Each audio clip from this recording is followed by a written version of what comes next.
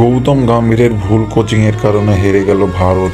দীর্ঘ ২৭ বছর পর শ্রীলঙ্কার কাছে সিরিজ হারল ভারতীয় দল। তো চলুন বিস্তারিত দেখে নেওয়া যাক। ৩ ম্যাচের টি-20 সিরিজে শ্রীলঙ্কাকে হোয়াইট ওয়াশ করেছিল ভারত, যার ফলে কোচ গৌতম গম্ভীরের প্রশংসা করেছিল ভারতীয় ক্রিকেট ভক্তরা। কিন্তু ওডিআই সিরিজে এসে বিপাকে পড়েছে গৌতম গম্ভীর। একের পর এক ভুল সিদ্ধান্ত নিয়েছে শুধু। প্রথম ম্যাচটি ড্র হয়েছিল, দ্বিতীয় ম্যাচটি ৩২ রানে হার এবং তৃতীয় ম্যাচটি আরও যেন খারাপ হয়েছে।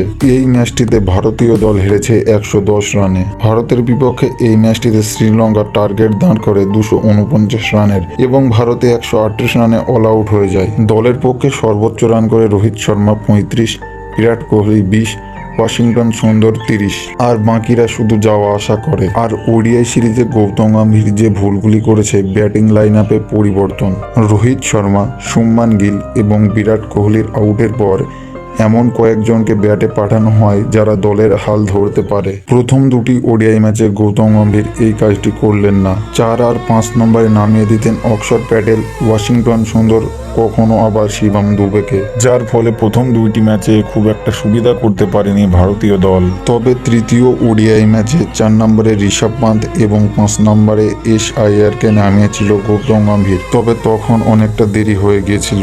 তবে অনেকেই বলছে কেএল রাহুলকে বাদ দেওয়াটা খুব একটা ভালো হয়নি এবং গৌতম গম্ভীরের ভুল সিদ্ধান্তর কারণে প্রতিটি ম্যাচ ভারতীয় দল হেরেছে। হ্যাঁ বন্ধুরা, আপনাদের কি মনে হয় এখনই কমেন্ট করে জানান। ভিডিওটি ভালো লাগলে লাইকে শেয়ার করুন এবং আমাদের চ্যানেলে নতুন হয়ে থাকলে এখনই সাবস্ক্রাইব করুন।